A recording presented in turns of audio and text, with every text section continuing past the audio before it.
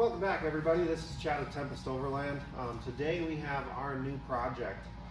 This is something that we have kind of been talking about for a few years now, but kind of actually gonna get into it a little bit more so than talk. So this is a 1985 International S1900. This is a medium-duty chassis truck. Our plans with this are going to be kind of our own homebrew version of an earth roamer. We've all kind of seen those. You know, they're pretty big, pretty expensive. This one we're going to try to see kind of how well we can replicate that on our own, just kind of give it a go with this old truck of ours. So we'll get right into kind of the details of this truck. We're doing quite a few things to it today, and you guys will kind of get to see some of that as we come and go. So we'll start right with the truck. So this is a DT466C. This is the second most desirable version of this engine. It is an all-mechanical inline-six turbo diesel, backed by a 7-speed Spicer manual transmission. Currently, it is a rear-wheel drive configuration. There is plans in the future for a 4-wheel drive conversion, but we're kind of going to get it up and going, and we want to get it out on the road and really kind of start playing with it before we worry too much about that 4-wheel drive conversion. There's lots of places you can go and see, still in a 2-wheel drive truck like this.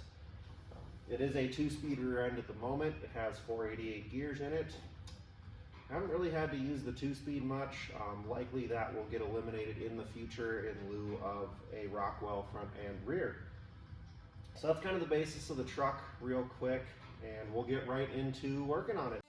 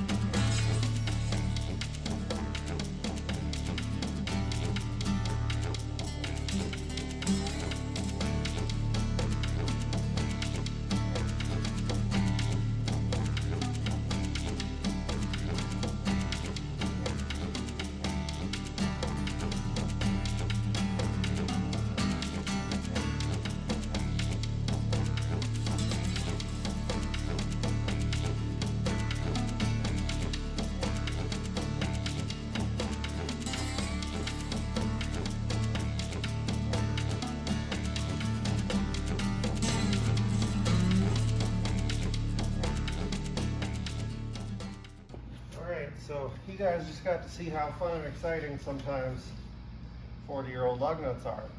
I don't know the last time these were off. I can't find a date code on these tires. Obviously the tires aren't 40 years old, these have been off since then.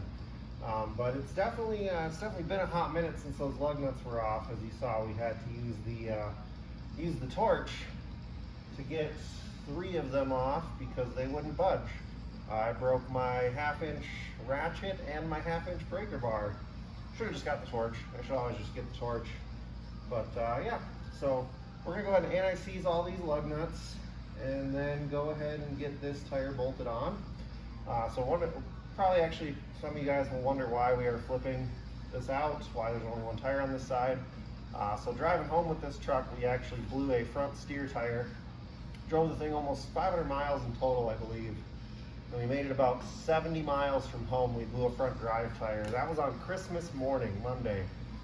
So of course there was nobody open, no nothing. We didn't have the tools with us. I didn't really know what I would need, you know, we kind of just bought this truck.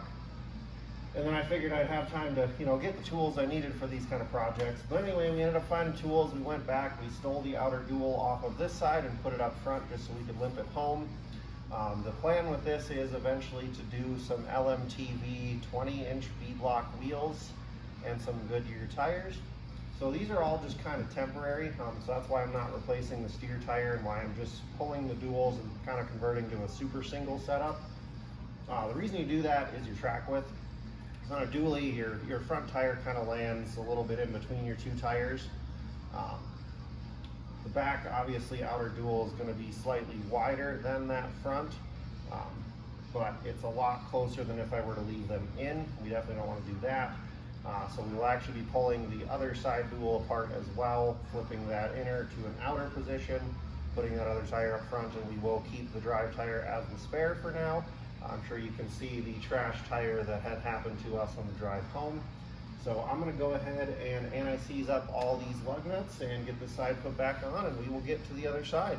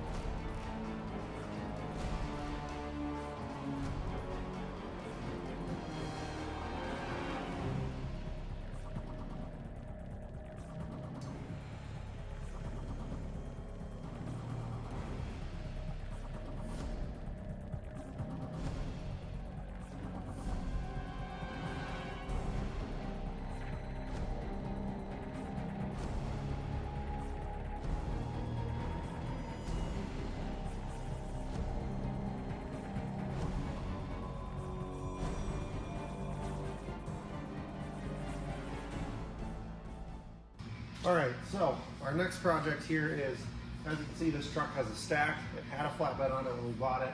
The stack is usually because it's agricultural stuff and like that. They want to get the exhaust up out of the way. As much as I love the stack, I think they sound really cool.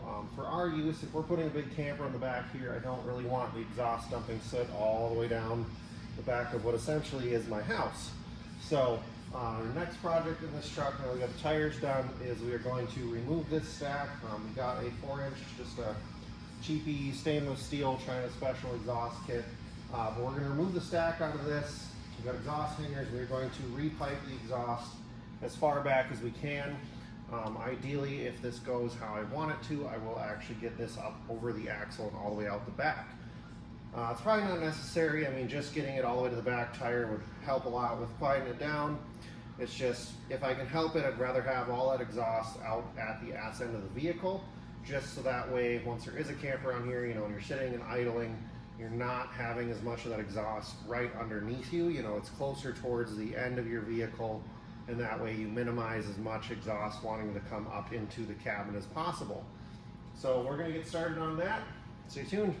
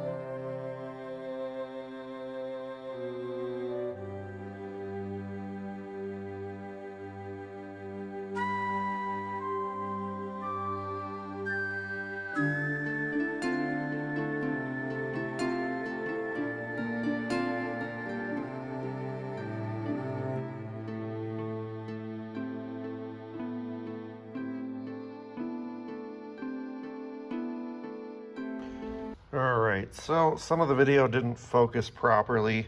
This is not my best exhaust work, but this is a lot better than what the stack was. So that's the original pipe there. We did a single hanger. Ideally, the best thing would have been to redo it all the way from the turbo, but with plans to change the turbo, I didn't really want to take the effort to redo the down pipe when eventually I'll change the turbo anyway. So you can see the exhaust just kind of hangs just slightly below the frame, but we're not, any further down than our drive lines and stuff like that. So it's not really something of concern. This first cross member where the carrier bearing is, we did 2 hangers, and I will likely end up having to add more. It has a little bit of wiggle, but it's not bad. Single hanger here. This is where we kind of go up and over the axle, have another hanger there, and then it curls and comes down. And so it actually goes all the way out the back of the truck. Eventually, obviously, I have to do mud flap hangers and redo the tail lights, but that is kind of just the wrap up of the exhaust. All right, so our next step on this truck is we got a big roll of a universal door seal. So this actually has 2 door seals. So this has an inner seal, which is basically just an edge protector for the door seam, and then it has an actual bulb seal out here. Now, attempting to replace this door seal is going to be problematic in the fact that I'd have to find one first. So what we did is we went ahead and got, this is just a single bulb replacement for that inner door seal. This should help eliminate the door rattle that we get when you have an older truck and you get this going down the highway. This will hopefully eliminate that and make for a little bit more of a pleasant ride. So I'm going to get started on pulling this sill plate. We're going to go ahead and get you guys a little bit fast forwarded on this, because I'm sure this will take me a few minutes.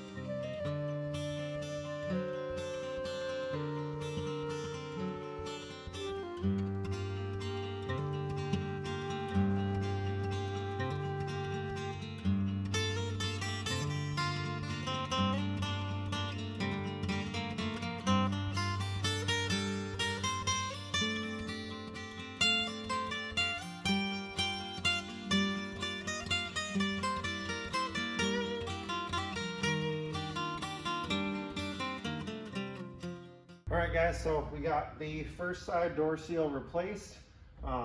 This is the little metal clasp trim, and apparently you gotta be very careful. I rolled it over a couple times and I had to sit there and pry it back open, but we're gonna see how the door opens and closes, because I haven't tried it yet. No more noise. It even opens nicely still. No more door rattle. Oh man, that is exciting. This should make this much more of a pleasant drive. Eventually we do have some hush mat. Here, let me kind of bring you guys around. And we'll kind of show you the interior a little bit. It's obviously not the greatest right now. So eventually we will be removing the worn out bench seat. We will be converting to captain's chairs, obviously, because we want to have a pass through with the camper. So that's kind of in the works. I do have that kill mat. It's a butyl rubber with like a tin backing. Basically, you pull all the you know, in this case, the vinyl flooring and all your ceiling. Basically, you strip the interior out and you place this stuff. It's big sticky chunks. They come in pads like, I don't know, probably 10 by 16, I think is the size. Basically, you cover the whole cab with that, and that helps with your noise. It helps with insulation, but the primary one is noise reduction in the cab. But I don't see the benefit in pulling all of this stuff out to try to hush mat that when A, we're changing out the seats. I'm gonna have to build brackets for those, and B, we're cutting a hole in the back of the cab. So that will probably be something that I'll just hang on to and will eventually change over once we kind of get that far into the build. So I'm gonna go ahead and do the other door seal, but I don't think you guys care to watch that in time lapse the second time. So we're gonna call this one here. Thank you guys very much for watching, for all your support. Stay tuned.